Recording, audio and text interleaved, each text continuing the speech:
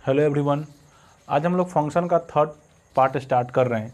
इसमें देखिए अब क्या है कि नेमिंग ऑफ फंक्शन हम लोग को पढ़ना है। तो नेमिंग ऑफ फंक्शन में सबसे पहला क्या है कि अलजेब्रिक फंक्शन है, दूसरा क्या है ट्रांसेंडेंटल फंक्शन है, और थर्ड है सम अदर फंक्शन। तो अलजेब्रिक फंक्शन में क्या होता है, हम लोग बचपन से अलजेब्रा पढ़ते हैं और अलजेब्रा में सबसे पहले क्या पढ़े थे हम लोग, पॉलिनोमियल पढ़े थे।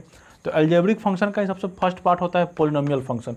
अब पॉलिनोमियल फंक्शन क्या होता है, तो जैसे हम लोग 9th-10th में पढ़ते हैं ना कि पॉलिनोमियल किसको बोलते हैं। तो पॉलिनोमियल क्या होता है, कोई भी एक्सप्रेशन है अगर इस फॉर्म में होता है a0 x to the power n plus a1 x to the power n minus 1 प्लस a2 x to the power n minus 2 and so on last is an, तो इसको क्या बोल देंगे कि ये एक पॉलिनोमियल है। अब कंडीशन क्या होना चाहिए पॉलिनोमियल होने के लिए कि जो n है, ये जो पावर है n belongs to whole number होना चाहिए। और ai बोलने का मतलब क्या है कि a0 a1 a2 a3 ये सब क्या होना चाहिए, ये रियल नंबर होना चाहिए।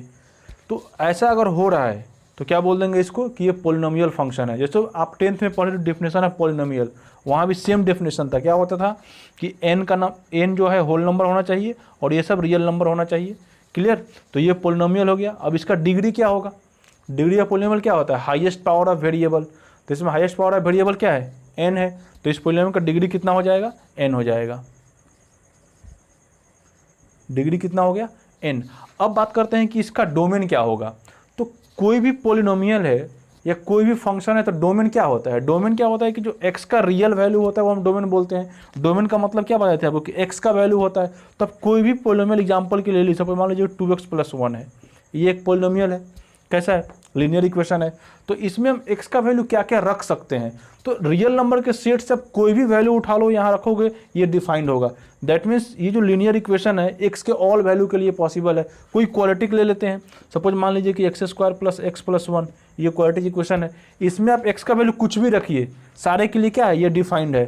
तो दैट मीन्स ये हो रहा है कि कोई भी पॉलिनोमियल फंक्शन जो है उसका डोमेन क्या होगा, r होगा। मतलब x का वैल्यू कुछ भी पुट करेंगे, कोई भी फंक्शन यहाँ अनडिफाइंड या कुछ नहीं, अलग नहीं होने वाला है। तो क्या लिखेंगे, डोमेन ऑफ पॉलिनोमियल फंक्शन। तो डोमेन कितना हो जाएगा, r हो गया। क्लियर। तो इसका डोमेन कितना आ गया, r। नेक्स्ट क्या है, रेशनल फंक्शन। तो अब रेशनल फंक्शन के बारे में आप क्या बोलोगे, तो रेशनल फंक्शन क्या होता है। जैसे हम रेशनल नंबर के बारे में देखते हैं कि रेशनल नंबर क्या होता है। हम लोग पढ़ते आ रहे हैं, बचपन से ही पढ़ते हैं कि रेशनल नंबर किसको बोलते हैं कि a number which is in the form of p/q where q not equal to 0, तो उस नंबर को रेशनल नंबर बोलते हैं। तो यहाँ भी हमको रेशनल फंक्शन देखना है। तो रेशनल फंक्शन भी उसी तरह से होगा कि अगर कोई भी फंक्शन है अगर वो p/q के फॉर्म में है, सपोज मान लीजिए कि कोई फंक्शन है f(x/gx), f(x/gx) where gx not equal to 0। तो इस टाइप का कोई भी फंक्शन होगा तो उसको हम क्या बोलेंगे, रेशनल फंक्शन बोलेंगे। जैसे फॉर एग्जांपल x-1/x-2 ये एक रेशनल नंबर की तरह है, मतलब p/q के फॉर्म में है। बट यहाँ क्या हो रहा है, ये भी एक फंक्शन है x में और ये भी एक x में फंक्शन है, इसलिए हम नाम क्या रख दिए, रेशनल फंक्शन इसको बोल दिया गया। तो ये रेशनल फंक्शन हो गया। और एग्जाम्पल देख लीजिए आप, x² + x/5 + 6 ये भी क्या है, रेशनल फंक्शन है। क्यों रेशनल फंक्शन है, क्योंकि p/q के फॉर्म में है, f(x/gx) के फॉर्म में है। तो ऐसा कोई भी पॉलिनोमियल होगा जो f(x/gx) के फॉर्म में होगा और where gx not equal to 0 होना चाहिए, तो फंक्शन क्या होगा, रेशनल फंक्शन होगा। अब इस फंक्शन का डोमेन निकालना है। तो रेशनल फंक्शन का डोमेन क्या होगा, तो रेशनल नंबर जो हम लोग पढ़ते थे पहले, क्या लिखें gx नॉट इक्वल टू 0, तब इस फंक्शन का डोमेन निकालना है। तब x का वैल्यू ऊपर तो कुछ भी रखो, डिफाइंड है, बट डिनोमिनेटर में क्या हो रहा है, x = 2 पे ये फंक्शन अनडिफाइंड हो जाएगा। दैट मीन्स इस फंक्शन का डोमेन क्या हो जाएगा, डोमेन कितना हो गया,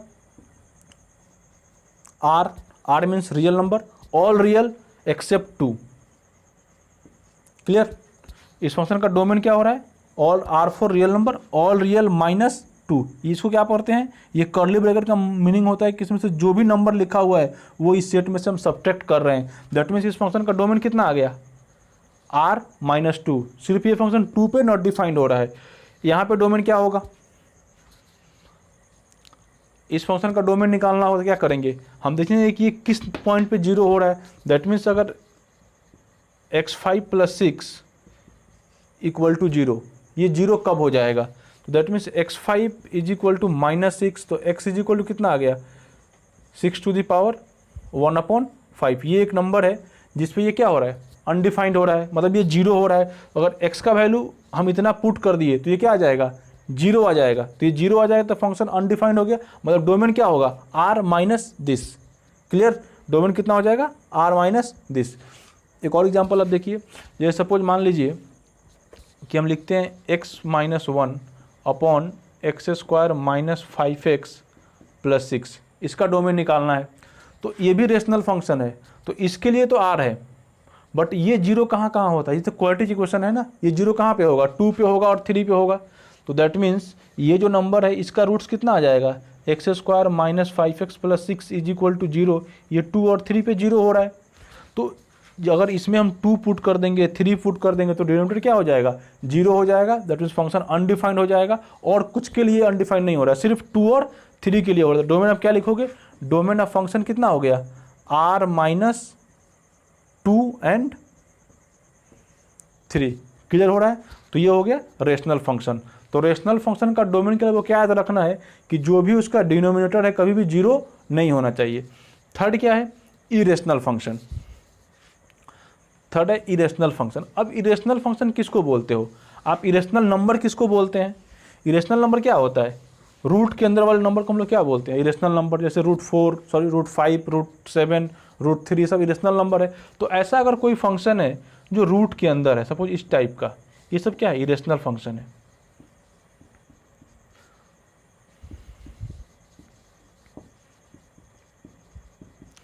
ये सब रूट के अंदर लिखा हुआ है, सब क्या इरेशनल फंक्शन है। तो अब इसका डोमेन निकालना होगा, तो इसका डोमेन कैसे निकालेंगे। अब डोमेन निकालने के लिए देखिए यहाँ पे स्क्वायर रूट लिखा हुआ है। तो स्क्वायर रूट कब डिफाइंड होता है, स्क्वायर रूट तभी डिफाइंड होगा कि स्क्वायर रूट के अंदर जो भी क्वांटिटी लिखा हुआ है वो क्या होना चाहिए, पॉजिटिव होना चाहिए। ध्यान से सुनिएगा, क्या है कि स्क्वायर रूट के अंदर जो भी क्वांटिटी है वो क्या होना चाहिए, पॉजिटिव होना चाहिए। दैट मीन्स कि अगर इस फंक्शन का हमको डोमेन निकालना है तो ये स्क्वायर रूट के अंदर क्या है, x प्लस 1 है, तो ये स्क्वायर रूट तभी डिफाइंड होगा जब क्या होगा, x plus 1 greater than equal to 0 होगा।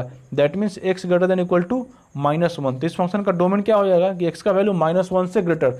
तो इसको कैसे लिखोगे, -1 से ग्रेटर को हम लोग बेसिक में पढ़े हैं ना, इनइक्वालिटी, यही हो गया ना, -1 से ग्रेटर। इधर प्लस इन्फिनिटी है, इधर माइनस। आंसर क्या आ गया आपका, x belongs to -1 to infinity, और -1 पे क्या करना है, क्लोज इंटरवल लगाना है। तो स्क्वायर रूट पे ध्यान देना है कि तभी डिफाइंड होगा जब फंक्शन के स्क्वायर रूट के अंदर जो भी क्वांटिटी लिखा हुआ होगा कैसा होना चाहिए, पॉजिटिव होना चाहिए। यहाँ भी आप देख लीजिए क्या है, स्क्वायर रूट के अंदर लिखा हुआ है, तो इसका डोमेन क्या लिखोगे आप कि x square -1 greater than equal to 0। तो यहाँ से क्या मिल गया, x minus 1 into x plus 1 equal to 0, तो x इज इक्वल टू +-1।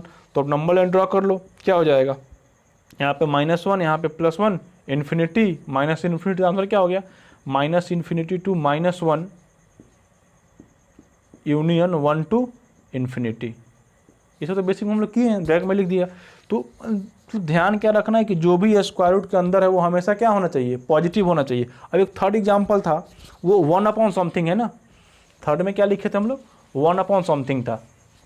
तो थर्ड के लिए देखो क्वेश्चन था कि 1 upon root under x square minus 5x plus 6।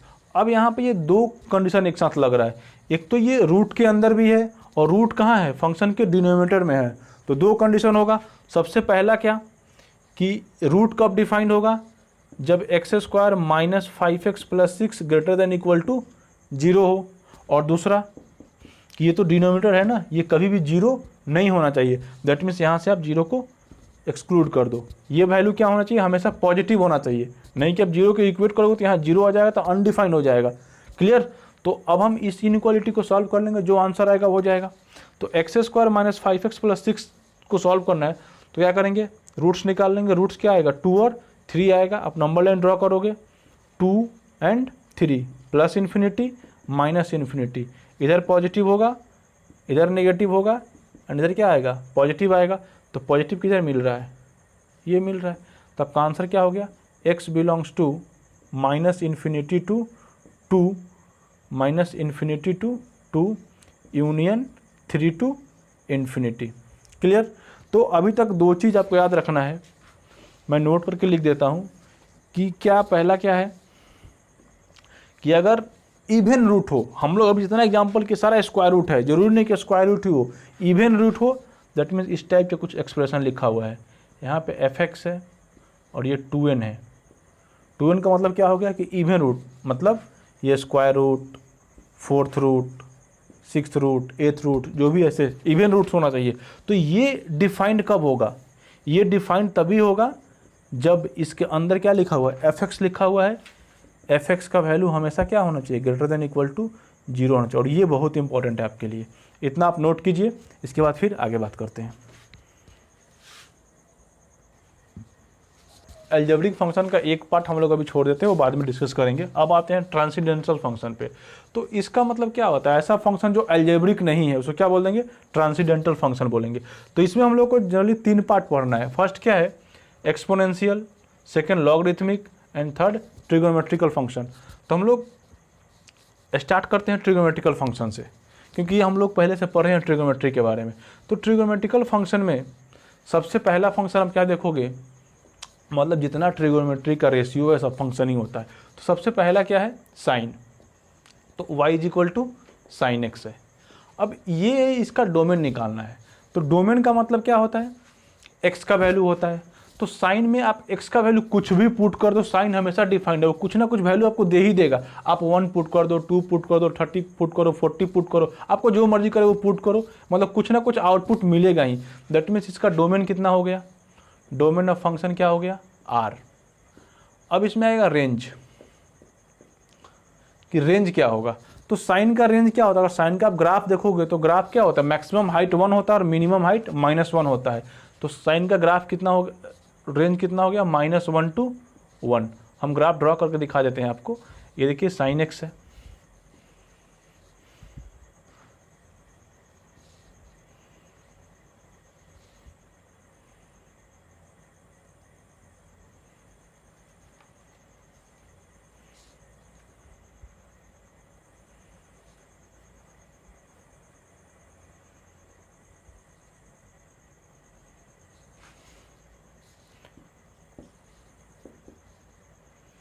ये वैल्यू π/2 होगा, ये वैल्यू पाई, ये 3π/2 और ये कितना हो जाएगा 2π। इधर ये -π/2 होगा और ये -π, this one is -3π/2 and this is -2π। और ये पॉइंट कितना है, 1 पे है और ये -1 पे है। मतलब आप देख रहे हो कि जो साइन का ग्राफ है एक्स एक्सिस पे कितना एक्सपेंड किया है, -∞ से +∞। तो हम लोग डोमेन का मतलब क्या होता था कि ग्राफ एक्स पे जितना एक्सपेंड किया है वो वैल्यू फंक्शन का डोमेन होता है। तो ये डोमेन क्या है, देखो अब राइट साइड में इन्फिनिटी तक जा रहा है, लेफ्ट में भी इन्फिनिटी जाएगा। दैट मीन्स डोमेन कितना लिखा गया, R। R का मतलब क्या होता है, R लिखो या फिर आप ऐसे लिख दो, -∞ to +∞, दोनों सेम चीज़ होता है। और जो रेंज है, रेंज का मतलब क्या होता है कि कोई भी फंक्शन का जो ग्राफ है उसका हाइट क्या है, हाइट का मतलब रेंज होता है। तो इससे हाइट कितना हो रहा है, ये मैक्सिमम 1 गया है और मिनिमम -1 गया है। तो हम लोग रेंज क्या लिखे हैं, -1 to +1। अब सेकंड ये है कि ये फंक्शन आप देख रहे हो कि 0 पे 0 हो रहा है, पाई पे भी 0 हुआ, 2π पे भी 0 हो रहा है, -π पे भी 0 हो रहा है और -2π पे भी 0 हो रहा है। 0 क्यों बोल रहे हैं कि यार कोई भी ग्राफ है वो एक्स एक्सिस के जितने डिफरेंट पॉइंट पे कट करेगा वहाँ पे वैल्यू तो 0 ही होता है। तो अगर sin x = 0 लिखा हुआ है, sin x = 0 लिखा हुआ है, तो x का वैल्यू क्या लिख सकते हो, ये कहाँ कहाँ 0 है, पाई, 2π, 3π, 4π, इधर -π, -2π, -3π। दैट मीन्स sin x = 0, तो x = nπ, where n belongs to integer. ये आप याद रखेंगे। क्या याद रखना है, डोमेन क्या होता है, R होता है, रेंज कितना होगा, -1 to 1 होगा, ग्राफ याद होना ही चाहिए। और दूसरा कि sin x = 0, then x = nπ।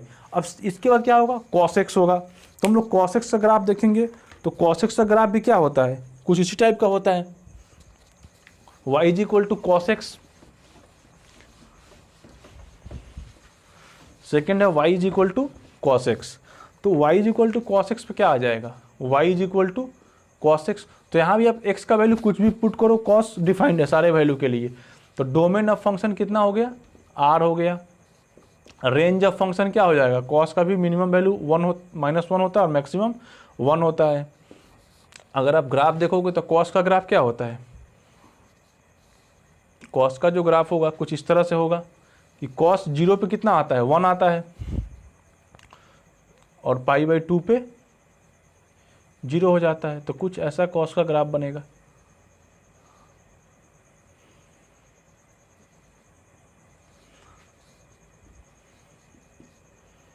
ये 0 डिग्री है, ये क्या हो जाएगा, π/2 होगा, ये पाई होगा, ये फिर 3π/2 होगा, ये 2π होगा, और ये 5π/2 है।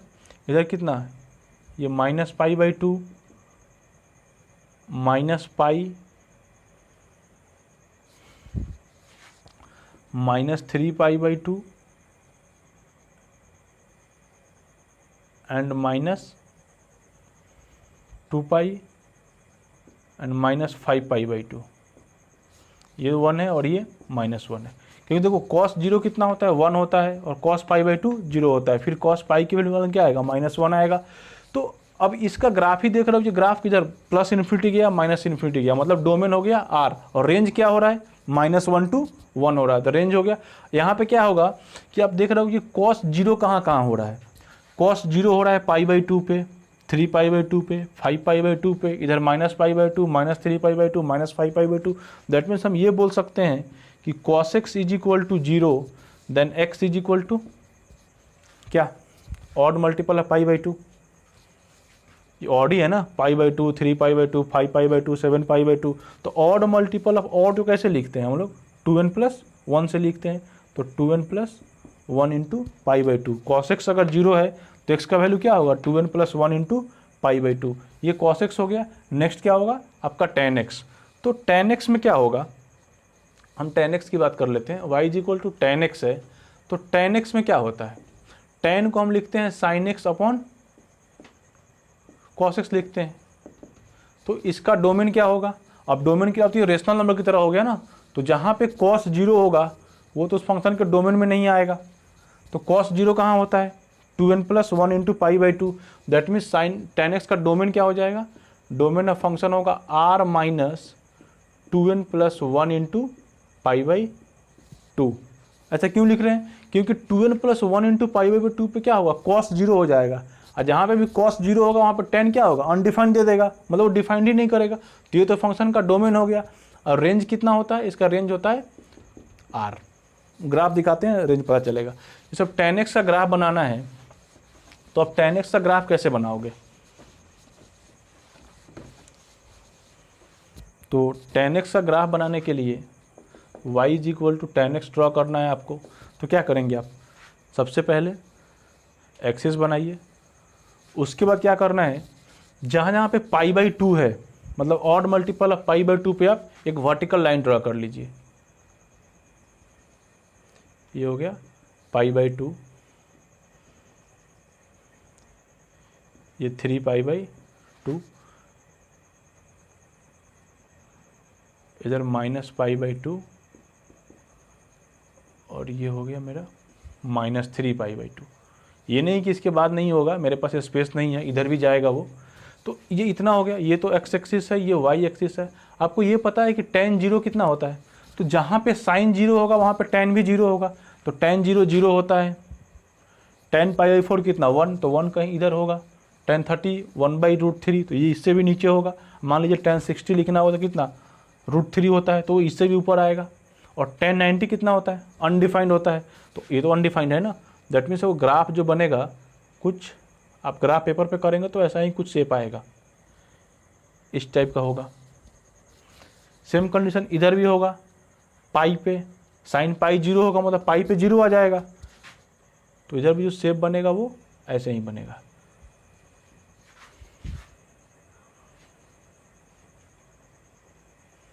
तो ये अब कभी भी ये इसको टच नहीं करेगा, ये नीचे जा रहा है, टच नहीं करेगा कभी भी। तो tan का ग्राफ आपको मिल गया। तो डोमेन तो दिख रहा है, क्या डोमेन कितना हो गया, r हो रहा है। और ये सब, ये इसका मतलब क्या है कि फंक्शन डिफाइंड, मतलब ये इंटरवल वाइज डिफाइंड हो रहा है फंक्शन। तो डोमेन हो गया, रेंज कितना हो गया आर। अब ग्राफ का हाइट देखिए, ये प्लस इन्फिनिटी जाएगा और इधर माइनस इन्फिनिटी जाएगा। क्लियर हो गया। नेक्स्ट लिखते हैं कॉटेक्स। नेक्स्ट लिखते हैं कॉटेक्स। तो y is equal to cot x है। कॉटेक्स में क्या होता है, कॉटेक्स को क्या लिखते हो आप, cos x upon sine x. ये होता है cos x upon sine x. तो अब ये कहाँ पे डिफाइन नहीं होगा, जहाँ पे साइन जीरो होगा। जहाँ पे भी साइन जीरो होगा वहाँ पे नॉट डिफाइन हो जाएगा। दैट मीन्स फंक्शन का डोमेन क्या हो जाएगा, आर माइनस एन पाई, और रेंज ऑफ फंक्शन तो आर ही है। इसमें एक आप नोट कर लीजिएगा कि अगर tan x is equal to कहीं जीरो गिवन है, tan x is equal to zero, that means x is equal to N pi है। और यहाँ पे क्या हो गया कि अगर cot x जीरो है तो cot जीरो कहाँ पे होगा, जहाँ पे cos जीरो होता है। और cos जीरो क्या होता है 2n प्लस 1 पे ना। तो cot x is equal to zero, that means x is equal to 2n plus 1 into pi upon 2। ये हो गया। अब ग्राफ ड्रॉ करना है, तो कॉट का डोमेन क्या आ गया, R minus N pi, range कितना आ गया, आर आ गया। अब इस फंक्शन पे ग्राफ ड्रॉ करते हैं। तो इसका भी ग्राफ कुछ tan की तरह ही आपको ड्रॉ करना है। सबसे पहले क्या करें, आप एक्सिस बनाएं, और एक्सिस में हम लोग tan में क्या किए थे कि π/2 के मल्टीपल में लाइन ड्रॉ की। इस बार आप पाई पे ड्रॉ कीजिए, क्योंकि कॉट अनडिफाइंड कहाँ होता है, जहाँ पे साइन जीरो होता है। तो साइन जीरो कहाँ होगा, जीरो पे, और फिर कहाँ होगा, पाई पे। ये पाई होगा। नेक्स्ट कितना हो गया, 2 पाई होगा।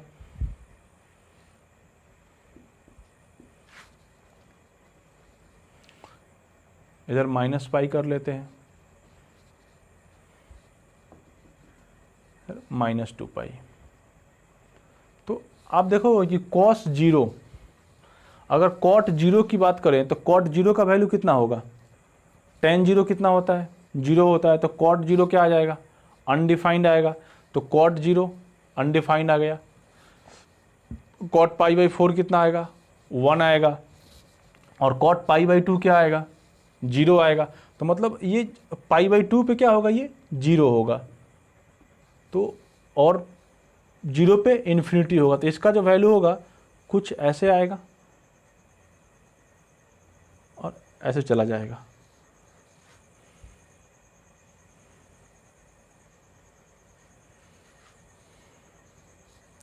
क्लियर। ये वैल्यू कितना हो जाएगा, 3π/2। तो इधर क्या माइनस π/2 होगा, कहीं उस पे आएगा। ये हो गया माइनस π/2,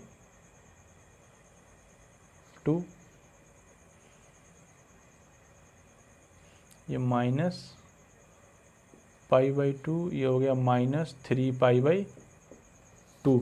तो हम लोग क्या क्या देख लिए, साइन देख लिए, कॉस देख लिए, tan देख लिए और कॉट देख लिए। साइन का डोमेन क्या था, साइन का डोमेन ऑल रियल नंबर। मैं एक बार फिर से चार्ट बना के लिख देता हूँ इधर, साइन का डोमेन, क्योंकि आपको ये सब याद होना चाहिए। साइन का डोमेन कितना है, sine x, cos x, tan x and cot x. इधर है डोमेन ऑफ फंक्शन, इधर रेंज ऑफ फंक्शन।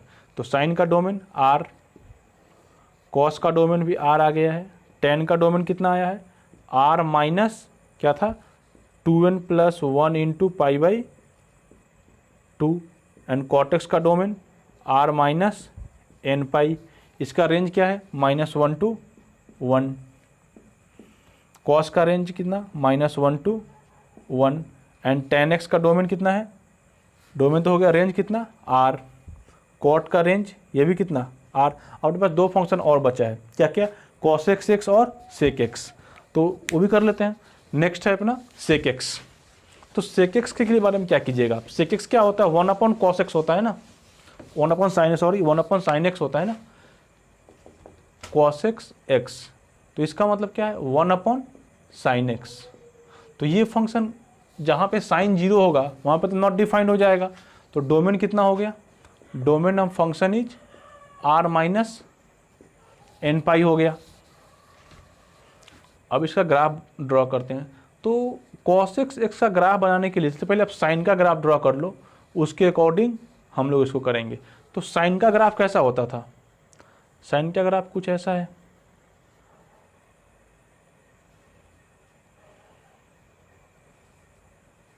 ये साइन है,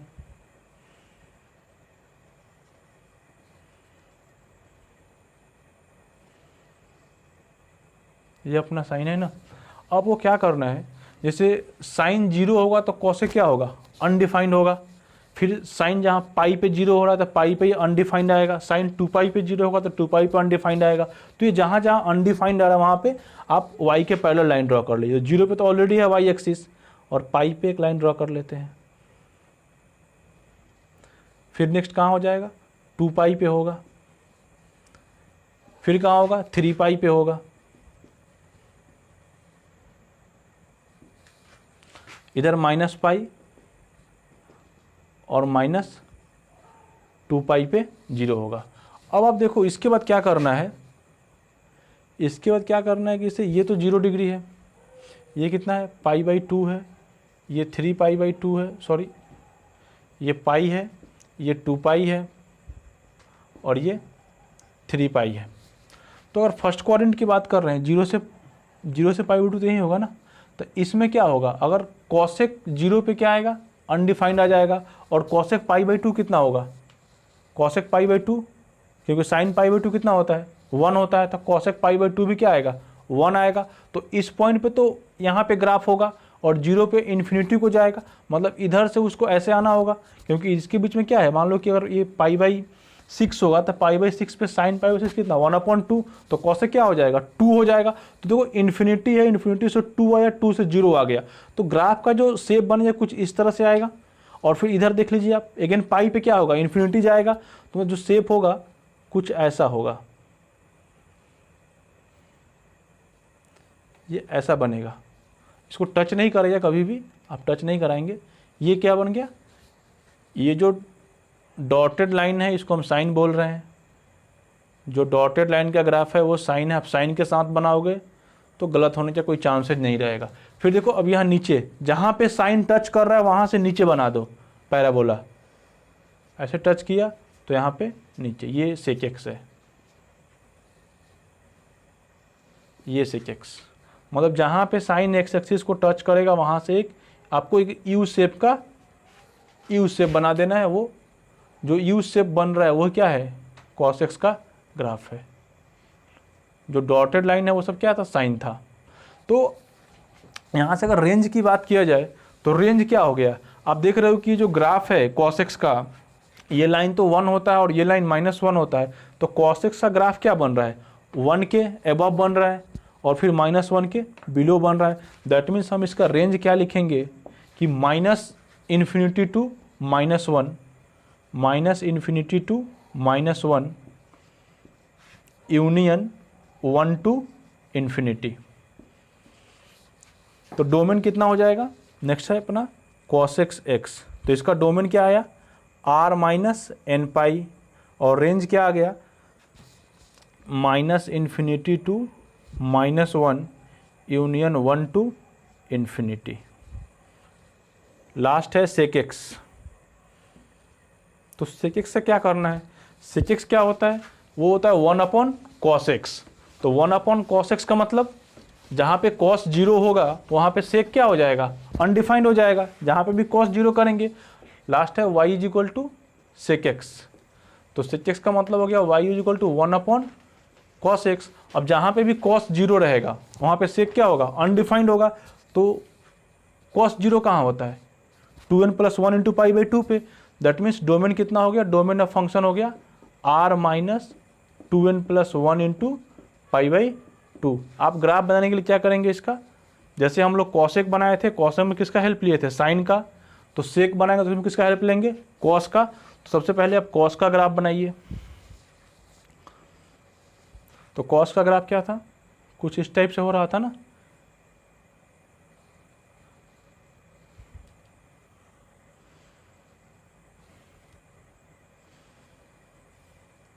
यही था ना। अब ये जहाँ जहाँ एक्स एक्सिस को कट करा वहाँ से आप पैरेलल वाई का लाइन ड्रॉ कर लीजिए।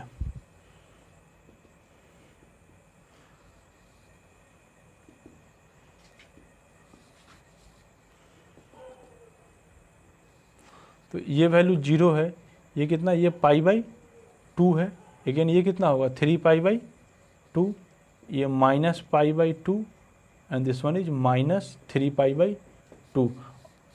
अब cos 0 1 है तो sec 0 भी क्या होगा 1 होगा। cos π/2 0 होता है तो sec π/2 कितना आएगा, इन्फिनिटी आएगा, और sec -π/2 भी इन्फिनिटी आएगा।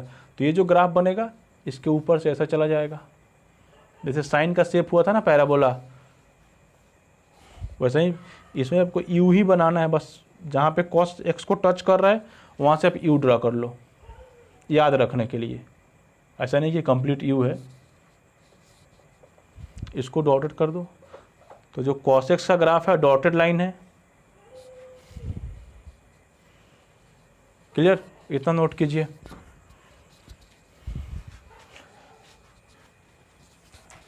तो डोमेन तो हो गया, रेंज क्या लिखोगे आप सेक का, तो सेक का जो रेंज है कितना है साइन की तरह 1 से ऊपर और -1 से नीचे, that means -∞ to -1 union 1 to infinity. Sec का रेंज क्या हो गया, डोमेन कितना हो गया r-2n+1 इंटू π/2 एंड रेंज क्या आ गया साइन की तरह। इतना क्लियर हो गया। देखो अभी तक हम लोग जितना ट्रिगोनोमेट्री में किए हम लोग को याद क्या रखना है, एक चीज़ सबसे पहले आपको ग्राफ याद रखना है, जितना रेशियो सबका ग्राफ कैसा होता है वो पता होना चाहिए। दूसरा इंच का डोमेन और रेंज, इसलिए हम यहाँ एक चार्ट बना के आपको लिख दिए, आप इसको याद रखना, यही क्वेश्चन बनाने में यही यूज होने वाला है।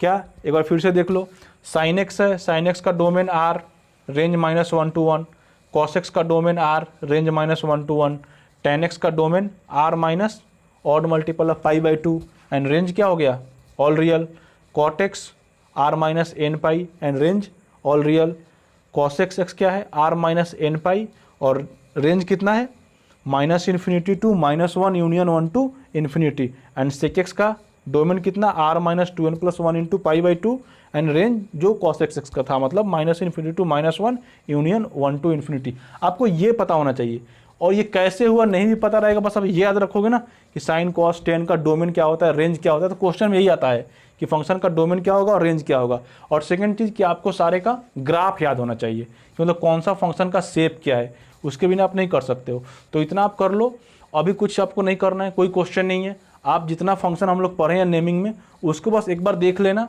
आगे फिर इस पर जो आगे है लॉगरिथमिक एक्सपोनेंशियल उस पर हम लोग बात करेंगे। Okay, thank you.